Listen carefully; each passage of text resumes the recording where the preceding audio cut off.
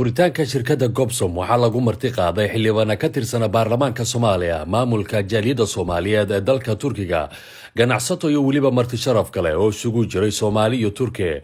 Axmed Jalwa waa maamulaha shirkadda, waxaana ugu horeyntii kasoo qaybgalayaasha warbixin uu ka siiyay shirkaddani Gobsom ee laga daafuray magaalada Istanbul.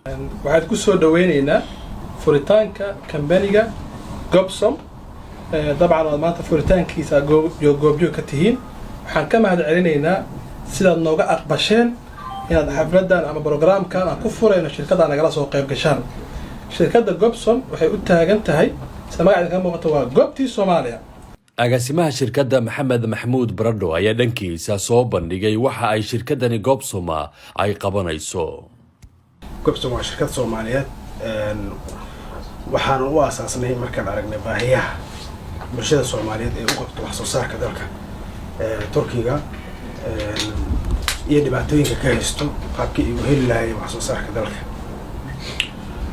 waxyaabaha ay u baahan yihiin Soomaalidu wax la soo koobi kara maahan, waxyaabo fara badan, laakiin qayb kamid ah kulli sooma wada koobi karna, laakiin in badan oo kamid ah ayaan xoogga saarnay, taasoo isku daynay inay bulshadeena Soomaaliyeed ku hesho sida ugu sahlan, qiimaha ugu jaban meel walba joogaan dunida.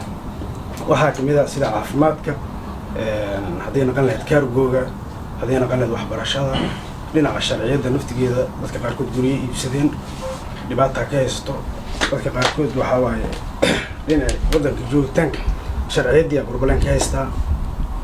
waxaa kaleeto idiin haynaa aan bulshada Soomaaliyeed u haynaa raalliga ahaada textiilkii oo qiimo jaban aan meel walba ku geyn karno, nooc doona ha ahaado. textiilku waxaa waaye waa wax weyn waaye, marka nooc kastoo kamid ah waan heli karnaa. goobaha kale xariga laga jaray waxaa ka mid ah dentalka Gobsom oo qaab casri ah loo dhisay, iyadoona ay ka howlgelayaan dhaqaatiir Turki ah.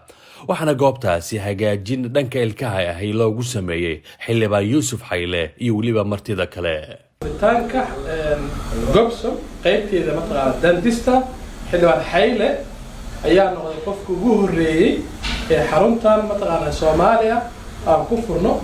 marka waxaan rajeynayaa insha Allah qofka Soomaaliya ilkaha helitaankooda, nadaafadooda, hagaajintooda dhaqaatiir fara badan meesha diyaar ku ah oo maaragtay diyaar u ah inay shaqo fiican idin qabtaan qiimo jaban. furitaanka awgeed bishan waxaa idin ballan qaadaynaa in raajitada baarista ay tahay lacag la'aan. gudoomiyaha jaaliyadda Soomaaliyeed ee dalka Turkiga Mudane Sheekh Maxamed oo xariga ka wada jaray xarumaha shirkadda Gobsom ayaa goobta hadallo kooban ka jeediyay.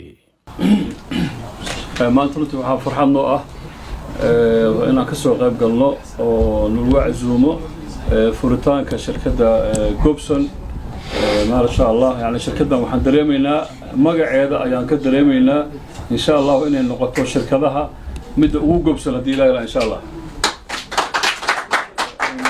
uguna shaqada fiican uguna firfircoon inay noqoto insha Allah taala.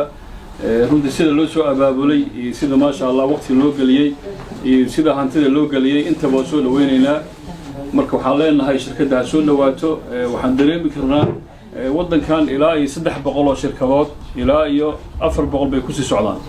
iibka dharka noocyadiisa kala duwan, daahyada, roogaga, caafimaadka, xareynta sharciyada, kaargowga iyo waliba iibinta guryaha waa shaqooyinka ay qabtaan shirkaddan. waxaana ka howlgala ku dhawaada 7 dhalinyaro oo iyagu shaqo abuur ka helay shirkaddan Gobsom. shirkaddan Gobsom magaca ay wadato waa magac aad u qurux badan oo magac gobonnimo ah. Soomaalida waa dad dareenkooda iyo gobonnimadooda aad u fiican tahay. Salman Jamal Said.